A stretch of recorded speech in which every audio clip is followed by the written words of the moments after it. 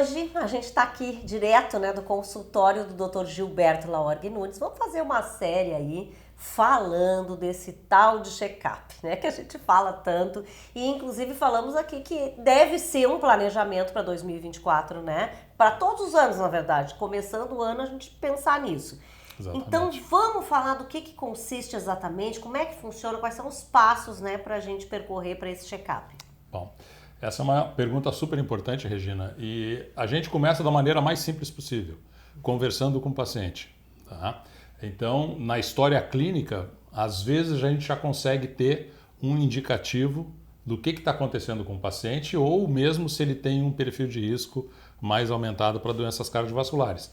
Então, por exemplo, um paciente que tem uma história de desmaio ou de convulsão sem causa aparente, a gente já fica pensando em algumas situações cardiológicas que poderiam causar isso.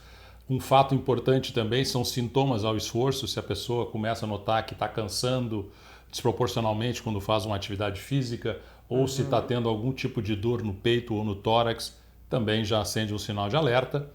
Outra questão importante também são os antecedentes da família. Né? Então, por exemplo, se uma pessoa, a gente pergunta, alguém na família teve algum problema, a gente começa a ver que tem algum familiar que teve um acidente de carro, teve uma morte súbita, né? Bateu o carro sem causa aparente. Bom, pode ser que essa pessoa tenha tido uma arritmia cardíaca, nós vamos olhar com mais cuidado desse lado. Se tem alguém que infartou precocemente, tá? Entre parênteses de primeiro grau, abaixo dos 50 anos, né? Se algum desses pacientes já precisou fazer alguma cirurgia de ponte de safena, botou stent, ou eventualmente teve que colocar ou um marca-passo ou um desfibrilador implantável, tudo isso já nos indica que talvez possa existir situações na família. Mas isso tudo é uma conversa. Isso é tudo uma conversa, é o primeiro passo. E ele tem que trazer essas informações. Mas o médico tem que perguntar ativamente. Então a gente tem que perder, entre aspas, que na verdade não é perder, um tempo conversando com o paciente, mesmo que a princípio ele venha para fazer um check-up, mas frequentemente nessa conversa a gente começa a descobrir algumas coisas que não parecem indicar que talvez possa ter algum problema acontecendo. Tá? A segunda parte do check-up, também é uma parte muito simples, é examinar o paciente. Certo? Então, no exame clínico, a gente tem informações muito importantes. Primeiro, o estado geral do paciente. Segundo, os chamados sinais vitais, a frequência cardíaca, a pressão arterial.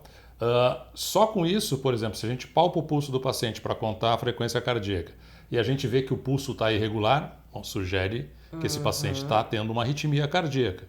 Então, nós temos que nos direcionar nesse sentido.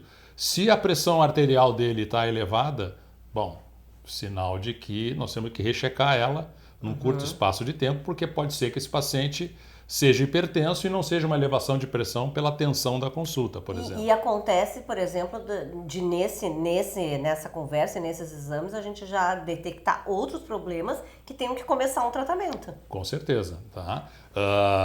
A pressão arterial é o maior exemplo. Né? E tem outras coisas também. A gente vai examinar o paciente, se palpa os pulsos, se tem alteração de pulsos enfraquecidos de um lado do corpo, especialmente se a pressão é mais baixa no braço esquerdo do que no direito, sugere uma doença chamada coartação de aorta, que é um estreitamento da aorta. Se o paciente tem os pulsos nos pés diminuídos em relação ao dos braços, sugere que ele tem uma aterosclerose de artérias da perna. Se na ausculta cardíaca a gente ouve um sopro cardíaco ou uma aceleração desproporcional do coração, bom, sugere algum problema de válvula, algum problema congênito. Então, tudo isso faz parte da avaliação inicial.